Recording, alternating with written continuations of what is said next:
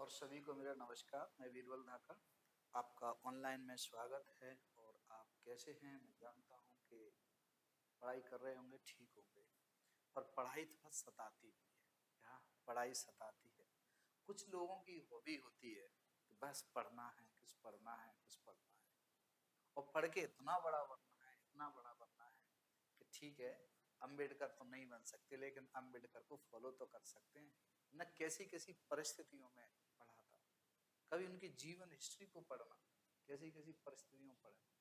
माना वक्त सता रहा है। पढ़ाई में क्या होता है, घर वाले सो रहे हो, हम जग रहे हैं, ठीक, हमारी तन्हाई किताबों से है। तो भाई बात ये है कि कहते हैं ना कि वक्त सता रहा है, और ये भी तो बता रहा है कि कैसे जीना है।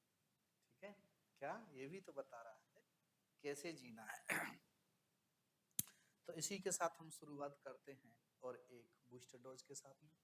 तो हमारा 22 का पेपर है, इसमें पीसीएमबी का है, जिसे हम लोग सही विकल्प से चुनते हैं और सही विकल्प से शुरुआत करते हैं। ठीक है, सही विकल्प, सबसे ज्यादा विशिष्ट ऊष्मा यानी स्पेसिफिक हीट वाला पदार्थ इनमें से कौन सा, ये छांट के बताना है। ये चार ऑप्शन में से ये बताना है कि सबसे ज्यादा ऊष्मा, विशिष्ट ऊष्मा किसकी है। विशिष्ट ऊष्मा के मतलब है कि मैंने यहाँ पर चार बर्तन ले लिए। क्या ले लिए? चार बर्तन ले लिए। ठीक है ना। इसमें मैंने कुछ बर्तन ले लिए, मैंने तांबा, इसमें से पानी, ये बर्तन ले लिए। ठीक है, एक ही बर्तन ले सकते हैं क्योंकि वो पानी है। दूसरे मैंने एक लोहे का टुकड़ा ले लिया, और एक तांबे का टुकड़ा ले लिया, और एक टर्पिन ले लीजिए, तारपीन ले लीजिए। चलो इसको भी हम लोग इसमें, अब इनको सबको हम एक समान ऊष्मा दे दें। क्या दे दें? एक समान ऊष्मा दे दें। क्या दे दें? एक समान ऊष्मा दे दें। तो हम देखते हैं कि कौन सा देर में गर्म होता है। तो हम देखेंगे ये सब जल्दी गर्म हो जाएंगे, लेकिन ये देर में गर्म होता है क्योंकि ये ऊष्मा ज्यादा सोखेगा। अब हम इनको छोड़ दें तो कौन सा जल्दी ठंडे हो जाएंगे? सब ठंडे हो जाएंगे, जो देर में ठंडा होगा।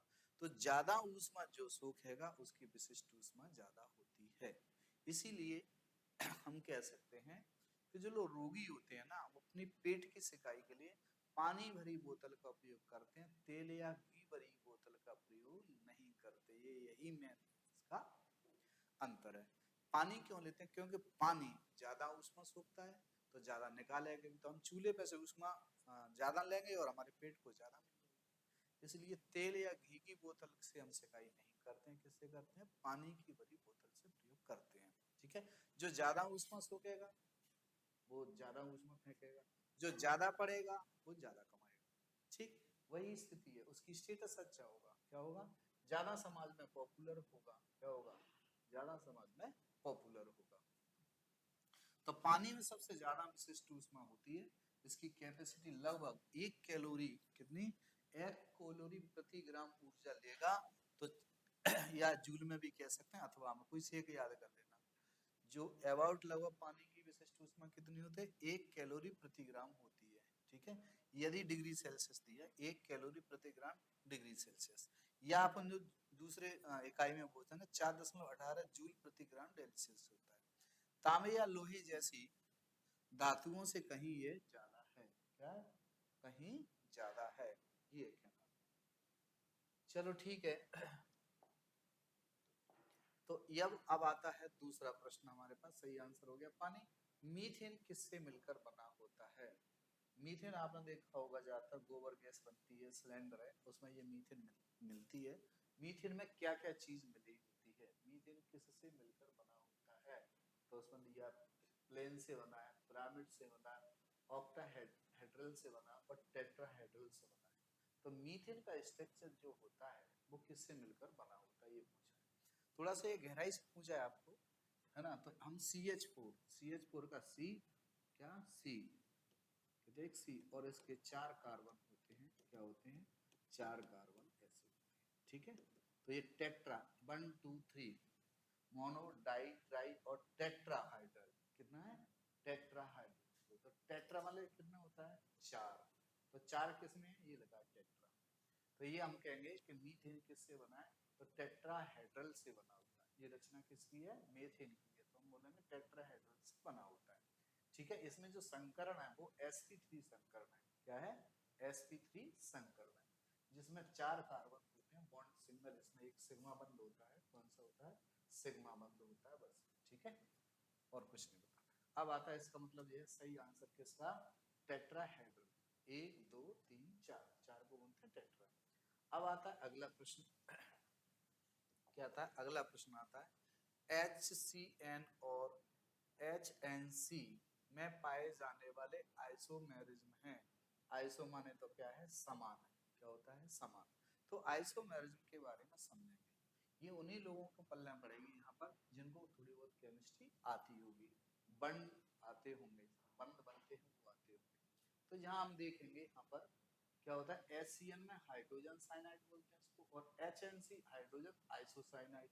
तो केवल इसमें बंधों का फर्क है, केवल रचना फर्क है, जबकि दोनों में क्या है? मॉलिक्यूलर सेम है। H और NC इसमें भी और HNC इसमें, केवल इनकी रचना बदल गई है। क्या बन गई है? पोटेंटी रचना बोलते हैं इसको। आइसोमेरिज्म की बात कर रहे हैं। तो HCN और HCN में हम देखेंगे इसमें कि यहाँ पर आपस में कौन चेंज हो रहा है? यहाँ कार्बन की जगह नाइट्रोजन चेंज हो रही है और नाइट्रोजन की जगह कार्बन चेंज हो रहा है। तो इसमें होता है दोनों कंपाउंड के मॉलिक्यूलर फॉर्मूला कैसे हैं? लगभग एक ही है। कैसे हैं?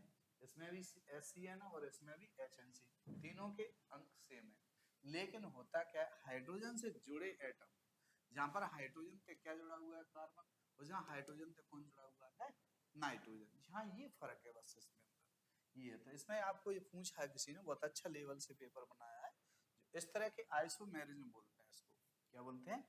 आइसोमेरिज्म या टोटोमेरिज्म, लिंकेज आइसोमेरिज्म के नाम से जाना जाता है ऐसी परिस्थिति में जिनके फॉर्मूला अलग अलग, लेकिन हाइड्रोजन से इनके जुड़ना अलग होता है। ठीक है, तो ये होता है टोटेंटो टोटोमेरिज्म के नाम से इनको जाना जाता है, या हिंदी में बोले तो लिंक आइसोमेरिज्म भी कहते हैं। अब आता है अगला प्रश्न। प्रकाश रंग, प्रकाश के अंदर 7 रंग होते हैं, तो प्रकाश के कौन से गुण ऐसा है जिससे हम पता करें कि इसमें 7 रंग होते हैं? किससे पता करें? तो हम इस पे पता कर सकते हैं। क्या कर सकते हैं? पता कर सकते हैं इनमें से। किसमें से? इन चारों में से। बताइए कि ये बताओ कि प्रकाश में 7 रंग होते हैं। तो वेवलेंथ यानी प्रकाश की क्या होगी? वेवलेंथ होगी। वेलोसिटी हो सकती है, डायमेंशन हो सकता है, इनमें से कोई नहीं। बताओ इनमें से कोई ऐसा गुण है प्रकाश का जिससे ये पता लगे कि इसमें 7 रंग होते हैं। यहाँ से हम देख रहे हैं, तो देखो वेवलेंथ आपको दिख रही है, इसमें 7 रंग दिखाई दे रहे हैं। क्या दिखाई दे रहे हैं? 7 रंग, है ना? 1 2 3 4 5 6 7, 7 रंग किसमें? सफेद प्रकाश आंख में जा रहे हैं। प्रकाश का रंग या उसकी तरंग दैर्ध्य यानी वेवलेंथ तय करती है, ना कि वेलोसिटी। तो वेलोसिटी ये तय नहीं करती, वेवलेंथ करती है। वेवलेंथ का मतलब है, यहाँ से हम देख रहे हैं कि लाल रंग यहाँ तक दिखाई दे रहा है और ये ब्लू यहीं तक समाप्त हो गया। तो सबसे वेवलेंथ किसकी है? लाल रंग की है। क्या है? लाल रंग की है। इसीलिए इस पर प्रश्न आ सकता है कि सूरज उगते समय और सूरज डूबते समय लाल क्यों दिखाई देता है? क्योंकि वेवलेंथ ज्यादा होती है। पृथ्वी गोल नहीं, अंडाकार मानी गई है। तो जब हम लोग धरती पे यहाँ हैं, तो सबसे ज्यादा दूरी उगते समय सूरज से हमारी होती है और डूबते समय दूरी ज्यादा होती है। दूरी ज्यादा होती है तो लाल रंग हम तक आता है तो लाल दिखाई देता है, और दिन में दूरी कम हो जाती है तो क्या होता है? प्रकीर्णन होकर ब्लू दिखने लगता है। दिन में लाल क्यों नहीं दिखता सूरज? है ना जादू विज्ञान का, वंडर ऑफ साइंस। क्या? Wonder of science. जबकि गाँव में पूछना कभी ऐसा कि सब उगते क्यों नहीं है, उगते समय लाल क्यों दिखता है, डूबते समय लाल क्यों दिखाई देता है ना? सनराइज और सनसेट में उसको रेड कलर क्यों दिखाई देता है? सोलो। तो अजीब अजीब घटना देखने को मिलेंगी। इतना वक्त नहीं है कि आपको इसके बारे में बताएं। गांव में हमने तो सुनी है इसलिए बता रहा हूँ। ठीक है, तो सही उत्तर कौन सा आएगा? वेवलेंथ। प्रकाश के 7 रंगों की जानकारी कौन देता है? वेवलेंथ यानी तरंग दैर्ध्य। अब आता है हमारे सामने दूसरा, मैग्नेटिक मोमेंट का फॉर्मूला, यानी चुंबक जो घूमती है उसके बारे में बताया। मोमेंटम, घूमना। ठीक है, तो किससे घूमती है? हमारे पास इन फॉर्मूलों में से एक फॉर्मूला आपको बताना है, magnetic moment of formula. Magnet जो घूमती है उसका यदि हम लोग पूरा सवाल करेंगे, हल करेंगे, तो इसमें से क्या निकलता है? इसकी मैग्नेट चुंबक और उसकी लंबाई एल। क्या?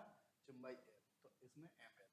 मैग्नेटिक मोमेंट बराबर पोल की स्ट्रेंथ यानी उसकी चुंबक का ध्रुव इनटू मैग्नेटिक लेंथ, कितनी लंबाई लेंथ वो क्या दर्शाते हैं एल।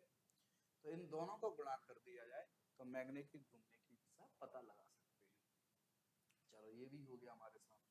अब आता सेंटीग्रेड और फ़ारेनहाइट तापमान के बीच क्या संबंध है, यानी मेरा टेम्परेचर सेल्सियस में 36 है तो फ़ारेनहाइट में कितना होगा, यदि फ़ारेनहाइट में 98 है तो सेल्सियस में कितना होगा।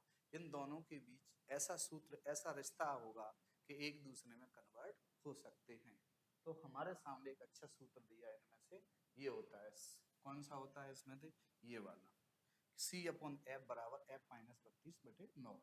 एस के लिए क्या है, इसको याद रखने पर लो, ये याद रख लेना सीधा सीधा।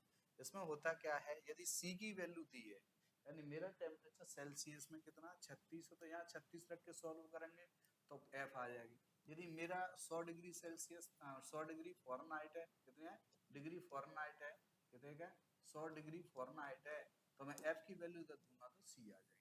तो ये फॉर्मूला सही है, ठीक है। कौन सा सही है, C। इस प्रकार से हमारे MCQ हुए समाप्त 5। अब हमारे सामने अगला प्रश्न आ गया है, खाली स्थान भरें, खाली जगह, क्या खाली स्थान भरें, ठीक है। फिल इन द ब्लैंक्स, क्या फिल इन द ब्लैंक्स। आप लोग यहाँ देखें, जैसे मैंने हिंदी में लिखा ना, ऐसे आप पेपर में भरें, उसमें इंग्लिश में लिखा आता है, हिंदी में भी आता है, तो आप कोशिश करें कि यहाँ पर इंग्लिश में ही लिखें, क्योंकि आपकी कॉपी एक अजीब दिखेगी, क्या लड़के ने इंग्लिश में, अब आती है इंग्लिश नहीं आती, सबसे बड़ी सब।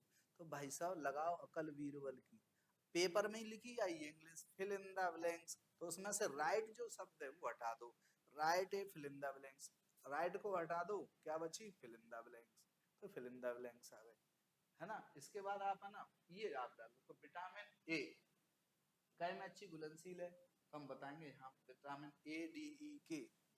वसा में घुलनशील विटामिन कौन सी है, वसा में घुलनशील है A, D, E और K।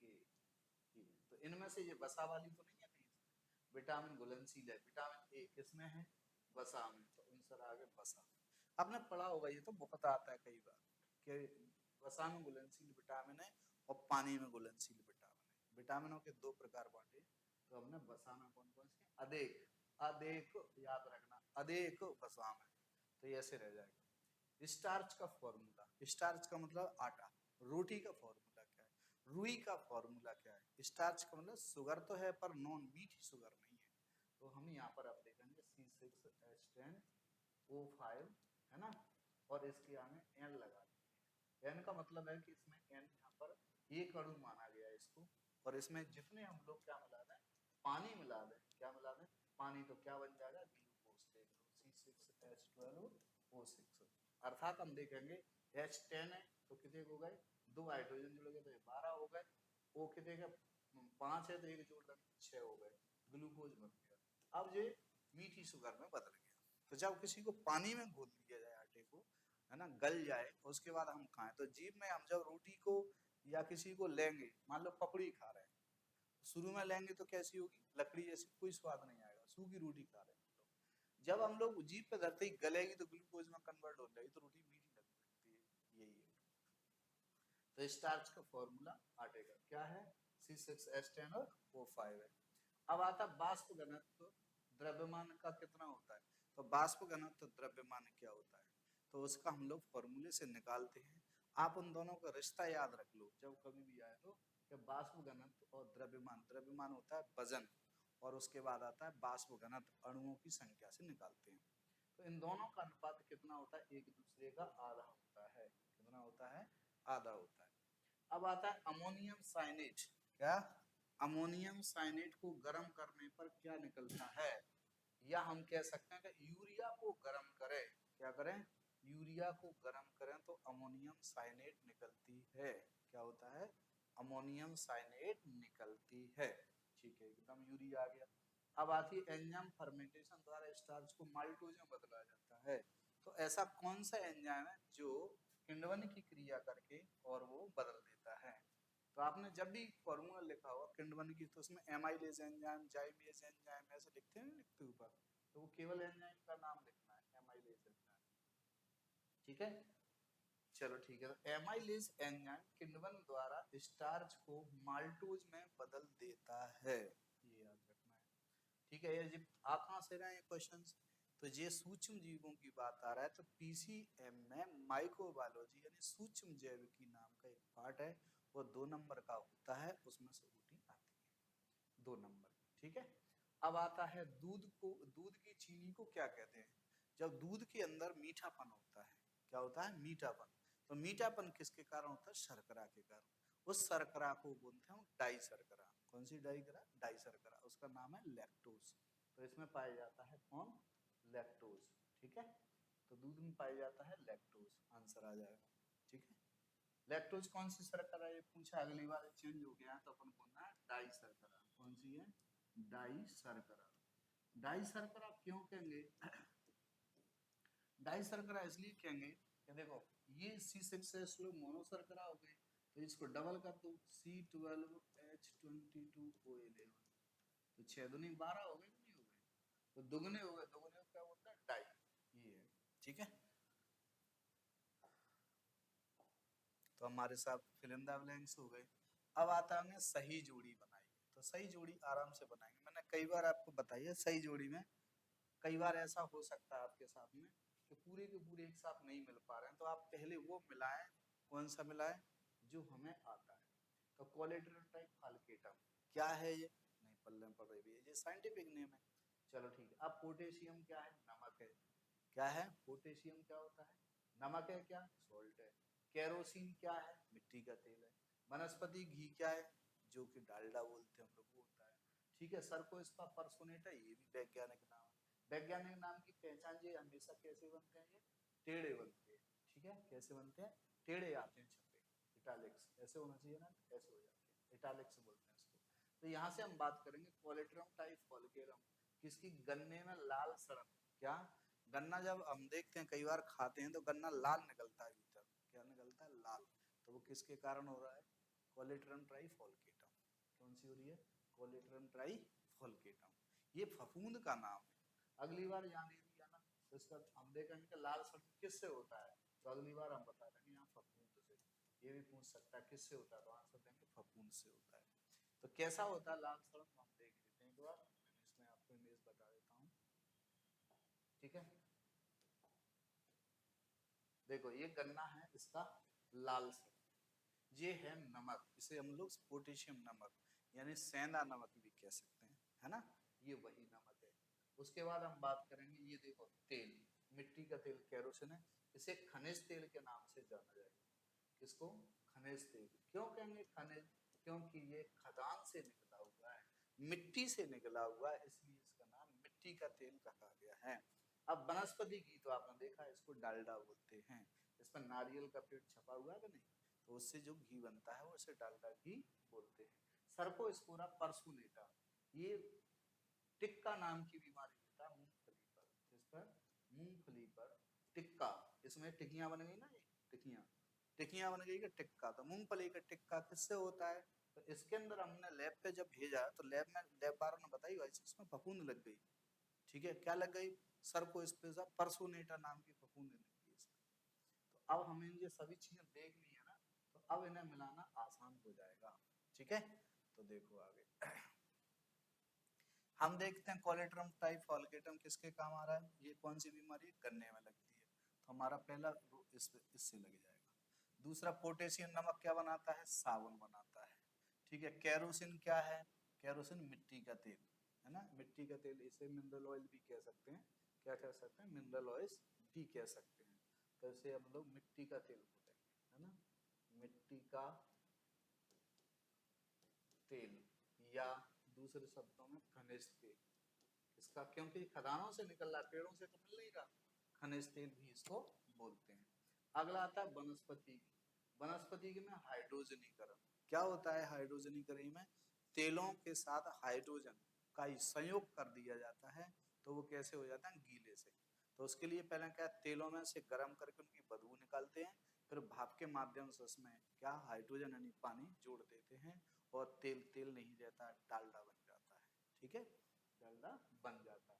सर्कोस्पोरा पर्सुनेटा, ये मूंगफली की उस पर लगने वाली बीमारी हैं। एक बीमारी का आप वो, एक माइक्रोबायोलॉजी का कहाँ पड़ेगा ऊपर, और एक जी आ गया टिक्का। तो ये कहाँ फसल उत्पादन की बात है, लेकिन पढ़ कहाँ रहे हैं हम लोग पीसीएमई में। तो आखिर पीसीएमई में क्यों आओ, इसलिए आया है क्योंकि सूक्ष्म जैव की एक पार्ट है। सूक्ष्म जीव की कौन है, ये है सूक्ष्म जीवाणु, ये भी है सूक्ष्म जीवाणु। तो 2 नंबर का पार्ट है और दोनों ओटी में आके दे। तो इतना शानदार नोट्स को आप देखना, नोट्स में साफ दिए हैं टेबल, और उसमें इसी से सॉल्व हो जाता है। ठीक है, और नोट्स ऐसे सेट है कि आपकी कोई भी ओटी खालिस्तान जोड़ी नहीं बचेगी, है ना। अब अगला प्रश्न आ गया, एक वाक्य में उत्तर लिखो। किसमें लिखो, एक वाक्य में उत्तर लिखो। तो ये एक वाक्य में उत्तर दे देते हैं। सबसे भारत में हर साल कीड़े से लगभग कितने प्रतिशत अनाज खराब हो जाते हैं गोदामों में। तो लगभग 9.3% के करीब एवरेज है, ये घट बढ़ सकते हैं समय अनुसार। तो लगभग 9% अनाज भुन के खराब हो जाता है गोदामों में, बियर हाउसों में, घरों में कीड़े खा जाते हैं। तो 9% का मतलब है कि हमारी जो दुनिया की आबादी जो हमारी है, 9% लोग भोजन खा लेते, गरीबी भुखमरी से भी मिट सकते हैं। ये तो इन्हीं की कह रहे हैं भाई साहब, चूहा भाई साहब की बात करें तो और भी बहुत बड़ा खेल है। हमारे देश में हम विदेश से अनाज मंगाए ना, इतना देश तो हमारे चूहे खा जाते हैं भाई साहब। क्या खा जाते हैं, चूहे, चूहे खा जाते हैं। तो चूहों को कंट्रोल किया जाए तो हमारे अनाज की कमी नहीं पड़ेगी देश में। इतना इसके साथ में तो कीड़े चूहे ये इतना नुकसान, पानी से भीग जाना, इतना अनाज, इतना अनाज कम पड़ेगा, इतना तो हमारा नष्ट हो जाता है। यदि सही मैनेज करे सरकार, क्या करे सरकार, सही मैनेज करे तो हमारे देश में भुखमरी से भी बचा सकते हैं। ठीक है, दूसरा आ रहा है केंचुए का वैज्ञानिक नाम, ये है केंचुआ। ये आपने देखा गेहूं को कैसे नुकसान पहुंचा दिया, घुल लग गया। केंचुए का वैज्ञानिक नाम क्या होता है ये बताओ।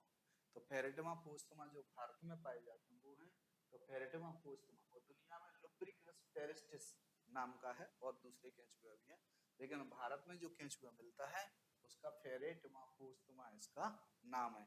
इसके और भी कई नाम है ना। धरती की आंत भी बोलते हैं उसको, धरती की आंत।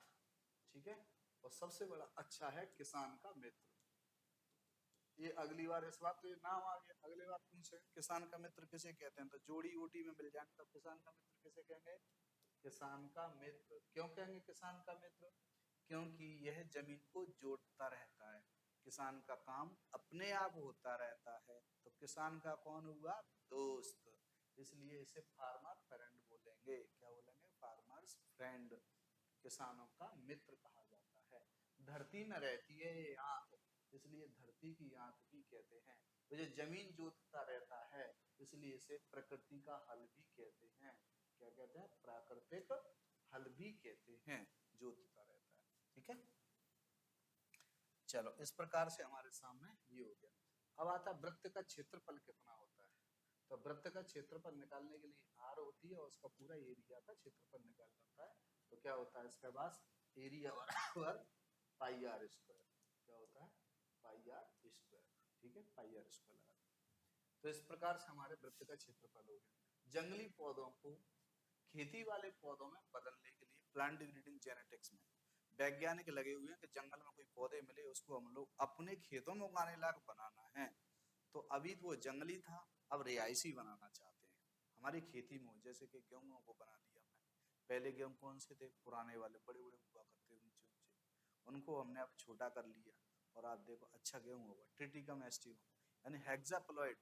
कौन सा हो गया, हेक्साप्लॉइड हो गया। हेक्साप्लॉइड में चलो तो समझ में आ नहीं रही होगी, चलो कोई बात नहीं है। जब आप पीएचडी करेंगे ना तब हेक्साप्लॉइड गुण सूत्र सब बताएंगे कि हमने इन गेहूं को जो आज हम खा रहे हैं वो वैज्ञानिकों ने कैसे बनाए, ये सब बताएंगे आपको। ठीक है, तो हेक्साप्लॉइड, तो यहाँ पर हम देख रहे हैं कि जंगली पौधों को खेती के लायक बनाना है तो उन्हें क्या कहा जाएगा, ऐसी क्रिया को क्या कहा जाएगा, तो हम बताएंगे पालतू बनाना है, डोमेस्टिक। क्या बनाना, डोमेस्टिक करना होता है ना।